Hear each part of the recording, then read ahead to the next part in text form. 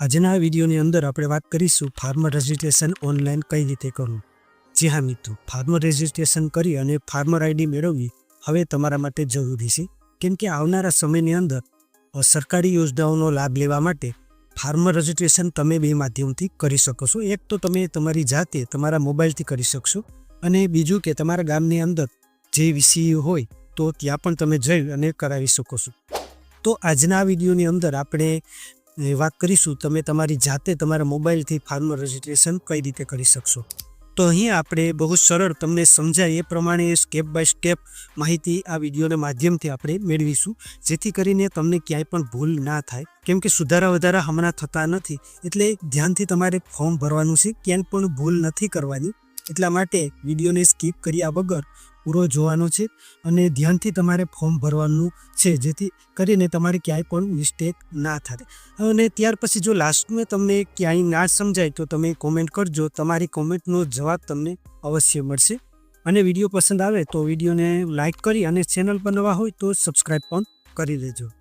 તો ચાલો જોઈએ ફાર્મર રજિસ્ટ્રેશન ઓનલાઈન કઈ રીતે કરવું. તો ખેડૂત નોંધણી રજિસ્ટ્રેશન કરવા માટે સૌપ્રથમ તમારા મોબાઈલથી અથવા તો લેપટોપ જે પણ હોય તેમાં કોઈ પણ બ્રાઉઝર ઓપન કરી લો.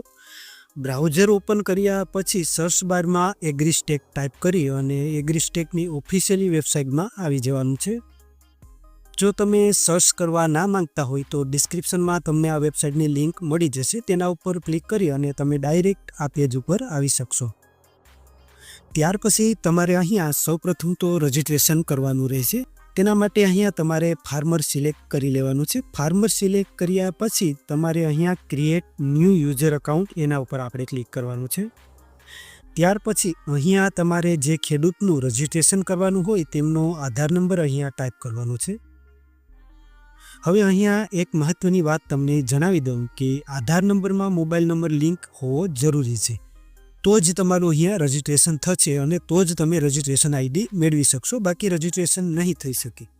તમારા આધાર કાર્ડ સાથે મોબાઈલ નંબર લિંક છે કે નથી, અને લિંક છે તો કયો મોબાઈલ નંબર લિંક છે, જો ચેક કરવા માગતા હોય તો તે વિડીયોની લિંક ડિસ્ક્રિપ્શનમાં મળી જશે.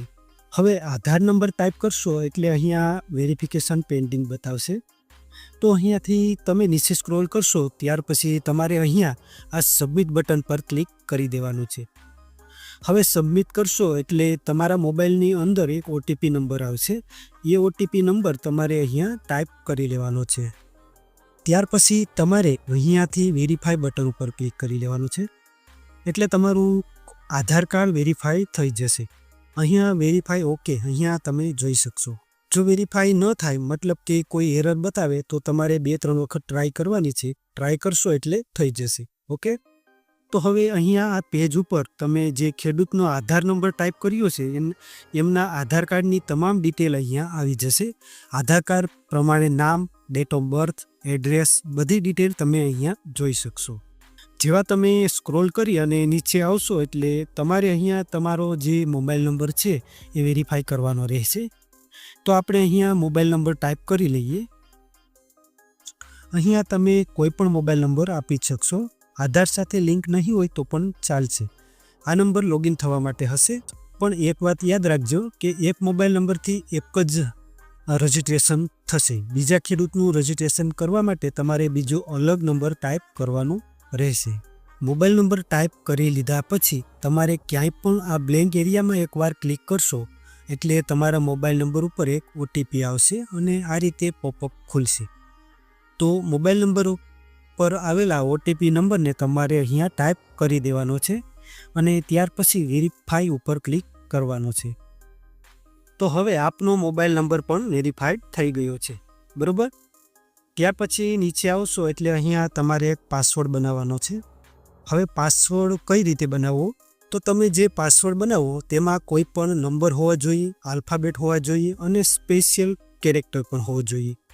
તો તમારે આ રીતે મિક્સમાં પાસવર્ડ બનાવવાનો છે. હવે આ રીતનો પાસવર્ડ તમારે અહીંયા ટાઈપ કરવાનો છે અને એ જ સેમ પાસવર્ડ તમારે ફરી પાછો અહીંયા પણ એન્ટર કરવાનો છે. બંને પાસવર્ડને સેમ રાખવાના છે. જો સેમ નહીં હોય તો આ રીતે એરર બતાવશે. તો તમે જે આ આંખના નિશાન બતાવે છે તેના ઉપર ક્લિક કરશો એટલે તમે જે પાસવર્ડને ટાઈપ કરો છો એ તમે જોઈ શકશો આ પ્રમાણે. બરોબર. તો આ રીતે પાસવર્ડ ટાઈપ થઈ જાય ત્યાર પછી ક્રિએટ માય અકાઉન્ટ એના ઉપર આપણે ક્લિક કરવાનું છે. એટલે અહીંયા તમે જોઈ શકો છો રજિસ્ટ્રેશન સક્સેસફુલ થઈ ગયું છે, આપણું અકાઉન્ટ બની ગયું છે. હવે તમારે લોગિન કરવું હોય તો તમે લોગિન કરી શકો છો. આપણે ઓકે ઉપર ક્લિક કરીશું એટલે ફરી હોમ પેજ ઉપર આવી જઈશું. હવે અહીંયા આપણે જે હમણાં મોબાઈલ નંબર અને પાસવર્ડ બનાવેલો છે તેનાથી લોગિન થવાનું રહેશે. તો તમે જે મોબાઈલ નંબર અને પાસવર્ડ રાખેલો હશે તમે તેના દ્વારા લોગિન થઈ શકશો. તો સૌપ્રથમ જો અહીંયા ફાર્મર સિલેક્ટ ના હોય તો કરી લેવાનું છે અને ત્યારબાદ અહીંયા મોબાઈલ નંબર એન્ટર કરવાનો છે. ત્યારબાદ આ પાસવર્ડ ઓપ્શનને સિલેક્ટ રાખવાનો છે. પણ જો તમને પાસવર્ડ યાદ નથી, તમે પાસવર્ડ ભૂલી ગયા છો, તો આ ફોરગેટ પાસવર્ડમાં જઈ અને તમે નવો પાસવર્ડ બનાવી શકો છો. અથવા તો આ ઓટીપી સિલેક્ટ કરી અને ઓટીપી દ્વારા પણ તમે લોગિન થઈ શકશો. નવો પાસવર્ડ બનાવવાની જરૂર નહીં પડે. બરાબર. તો અત્યારે મને મારો પાસવર્ડ યાદ છે તો હું પાસવર્ડ સિલેક્ટ રાખું છું. અહીંયા પાસવર્ડ ટાઈપ કરી લઉં છું. ત્યારબાદ આ કેપ્ચા કોડને તમારે અહીંયા ટાઈપ કરવાના છે. જો કેપ્ચા ના સમજાય તો અહીંયાથી રિફ્રેશ કરી શકશો અને તે કેપ્ચા કોડને તમારે અહીં એન્ટર કરી લેવાના છે. આટલું થઈ જાય ત્યાર પછી તમારે આ લોગિન બટન ઉપર ક્લિક કરી લેવાનું છે. તો હવે આપણે એગ્રીસ્ટેકની વેબસાઇટ ઉપર લોગિન થઈ ગયા છીએ. ઓકે. હવે તમારે અહીંયા રજિસ્ટ્રેશન એઝ ફાર્મર એના ઉપર ક્લિક કરવાનું છે. એટલે અહીંયા બતાવશે કે તમે મોબાઈલ નંબર બદલવા માગતા હોય તો યસ કરો, બાકી નો કરી દેવાનું છે. તો આપણે બદલવા નથી માગતા, નો કરી દેશું. હવે નેક્સ્ટ પેજ ઓપન થશે જેમાં તમારે અહીંયા કોન્ટેક્ટ ડિટેલમાં તમારે જો ઈમેલ આઈડી વેરીફાઈ કરાવી હોય તો વેરીફાઈ કરાવી શકો છો, જે ફરજિયાત નથી, ઓપ્શનલ છે. બરાબર. તો ના કરો તો પણ ચાલે. હવે સૌથી મહત્ત્વનું કામ અહીંયા છે ફાર્મર ડિટેલ, જેમાં તમારે ક્યાંય પણ ભૂલ હોય, નામમાં ભૂલ હોય, એડ્રેસમાં ભૂલ હોય, તે અંગ્રેજીમાં તમે નહીં સુધારી શકો, પણ ગુજરાતીમાં રસોઈ દીર્ઘઈનો પણ ફેર હોય તો એ તમારે સુધારવાનું છે. અને આ જે સ્કોર બતાવે છે એ તમારે જેટલો બને એટલો 100ની નજીક લાવવાનો છે. અહીંયા તમે જોઈ શકો છો કે આ નામમાં સરનેમ નાઘેરા છે, પણ અહીંયા ગુજરાતીમાં નાગેરા બતાવે છે. છતાં પણ સ્કોર જે છે એ 100 બતાવે છે, તો સારી વાત કહેવાય. તો સૌ પ્રથમ તો તમારે આ પ્રમાણે કોઈ પણ ભૂલ હોય તો સુધારવાની છે. તમે તમારી રીતે સુધારા વધારે કરી શકશો, એટલે તમારો જે સ્કોર છે એ ઓછો હશે તો વધી જશે. હવે ત્યાર પછી તમારે અહીંયા કેટેગરી તમારી જે પણ હોય એ તમારે સિલેક્ટ કરી લેવાની છે. ત્યાર પછી નીચે આવશો એટલે આધાર કાર્ડમાં ફોટો હશે એ પ્રમાણે ફોટો અહીંયા બતાવશે. હવે આ બધી જે ડિટેલ છે એ હમણાં કમ્પલસરી નથી, એ તમે પછી પણ ભરી શકશો. અત્યારે ના ભરો તો ચાલશે. ત્યાર પછી જો ડિસેબિલિટી, અપંગતા કે એવું કાંઈ હોય તો તમારે અહીંયા એડ કરવાનું છે. નહીં તો નીચે આવશો એટલે સૌથી મહત્ત્વની વસ્તુ છે તમારું એડ્રેસ, અને આ બધી ડિટેલ ભરવી કમ્પલસરી છે. અહીંયા તમે જોઈ શકો છો કે આ રીતે જ્યાં જ્યાં સ્ટાર બનેલા છે એ બધી ડિટેલ ભરવી ફરજિયાત છે. જે આધાર કાર્ડ પ્રમાણે અહીંયા ઓટોમેટિક ભરાઈ ગઈ છે, તો અહીંયા આપણે ટાઈપ કરીને ભરવું નહીં પડે. પણ જે રીતે ઉપર નામમાં જે ભૂલો હતી તે આપણે સુધારી છે, તો એ જ પ્રમાણે અહીંયા પણ તમારે એડ્રેસમાં કંઈ ભૂલ હોય તો એ સુધારવાની છે. અહીંયા તમે જોઈ શકો છો કે સીમ વિસ્તાર છે, પણ અહીંયા ગુજરાતીમાં વિસ્તારની જગ્યાએ વિસ્તાર લખેલું છે. તો આ પ્રમાણેની ભૂલ પહેલાં તો અહીંયા પણ તમારે સુધારી લેવાની છે. અને જે પ્રમાણેને કીધું તેમ આ બધી ડિટેલ અહીંયા આધાર કાર્ડ પ્રમાણે બતાવે છે. તો જો તમારું આધાર કાર્ડ અપડેટ નહીં હોય તો જે પ્રમાણે તમારા આધાર કાર્ડમાં એડ્રેસ હશે તે પ્રમાણે જ અહીં બતાવશે. આધાર કાર્ડ પ્રમાણે અહીંયા જુનાગઢ જિલ્લો બતાવે છે, પણ ખરેખર અત્યારે ગીર સોમનાથ જિલ્લો આવે છે, તો આપણે એને સુધારવું પડશે. જુનાગઢ જિલ્લાની જગ્યાએ ગીર સોમનાથ જિલ્લો કરવાનું છે. તો એ કેવી રીતે સુધારવું? અહીં નીચે સ્ક્રોલ કરશો એટલે અહીંયા ઇન્સ્ટન્ટ લેટેસ્ટ રેસિડેન્ટ ડિટેલ કરીને છે, તો એના ઉપર આપણે રાઈટ ક્લિક કરવાનું છે. રાઈટ ક્લિક કરશો એટલે તમે અહીંયા ડિસ્ટ્રિક્ટ સિલેક્ટ કરી શકશો. ત્યાર પછી તમારો તાલુકો અને ગામ જે ભૂલ હોય તો સુધારી લેશો. આટલું કર્યા પછી તમારે અહીંયા આવશે લેન્ડ ઓનરશિપ ડિટેલ, જેમાં તમારે ઓનર સિલેક્ટ કરી લેવાનું છે. ત્યાર પછી ઓક્યુપેશન ડિટેલ, તો અહીંયા આ બંનેમાં આપણે રાઈટ ક્લિક કરી દઈશું. ત્યાર પછી તમારે અહીંયા લેન્ડ ડિટેલ, અહીંયા તમારે જમીનની વિગત તમારે નાખવાની છે. એડ કરવાની છે. તો એના માટે અહીંયા ફેસ લેન ડિટેલ એના ઉપર આપણે ક્લિક કરીએ. ત્યાર પછી તમારે અહીંયા તમારો ડિસ્ટ્રિક્ટ, તાલુકો અને ગામ એડ કરવાના છે. મિત્રો, હું તમને સ્ટેપ બાય સ્ટેપ તમને સમજાય એ રીતે સમજાવવાનો પ્રયત્ન કરું છું, એટલે વિડીયો થોડો લાંબો થઈ શકે છે, પણ આ રીતનો વિડીયો તમને યુટ્યુબમાં ક્યાંય પણ જોવા નહીં મળે. એટલે એકવાર વિડીયોને ધ્યાનથી જોઈ લેજો અને પછી જો ના સમજાય તો તમે કોમેન્ટ કરજો, તમને તમારા પ્રશ્નનો જવાબ અવશ્ય મળશે. બરાબર? તો હવે આગળની પ્રોસેસમાં વાત કરીએ તો અહીંથી તમારે ડિસ્ટ્રિક્ટ આ પ્રમાણે ધીરે ધીરે સિલેક્ટ કરવાનો છે. ત્યાર પછી આ પ્રમાણે જ તાલુકો સિલેક્ટ કરવાનો છે અને પછી ગામ. આ બધી વસ્તુ તમારે સિલેક્ટ કરી લેવાની છે. બરાબર?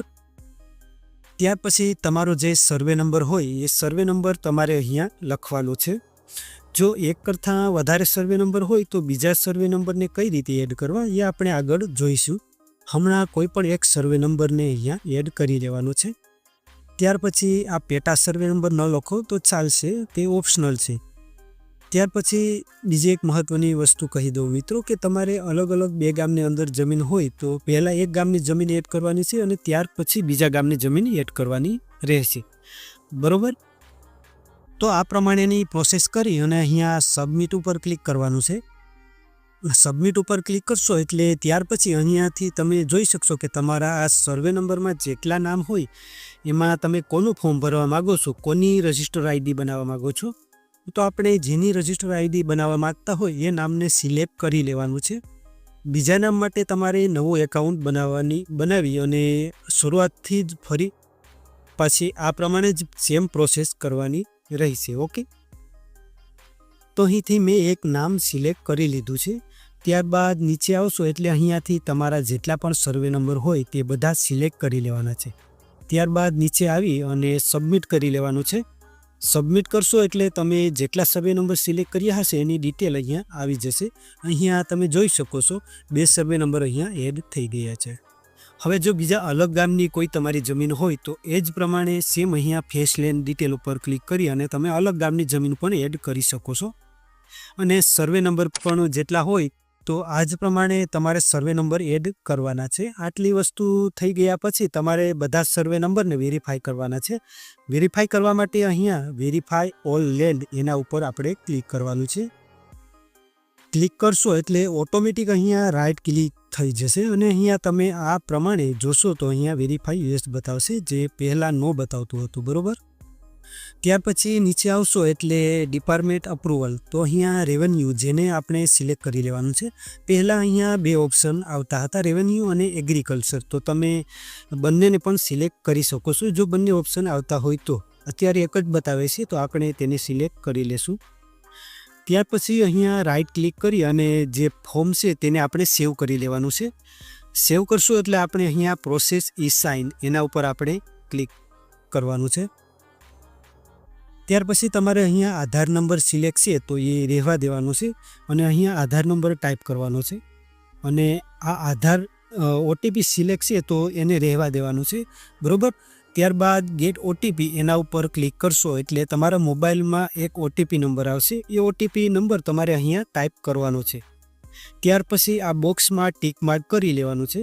ત્યારબાદ નીચે આવશો એટલે અહીંયા તમારે સબમિટનું બટન હશે તો એના ઉપર ક્લિક કરી અને તમારે સબમિટ કરી દેવાનું છે.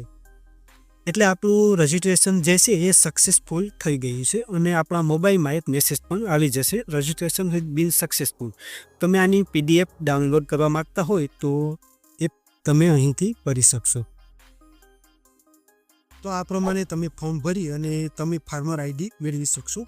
ફાર્મર આઈડી બનતા ઘણો ટાઈમ લાગશે, તો તમે જો ક્યાંય પણ ભૂલ કરી હશે તો લાસ્ટમાં તમે તેને સુધારી શકશો. તો એ બાબતનું ટેન્શન તમારે લેવાની જરૂર નથી અને આ પ્રમાણે તમારે ફોર્મ ભરવાનું છે. બરાબર? તો વિડીયો જો પસંદ આવ્યો હોય તો વિડીયોને લાઇક કરી અને ચેનલ પર નવા હોય તો ચેનલને સબસ્ક્રાઈબ પણ કરી લેજો.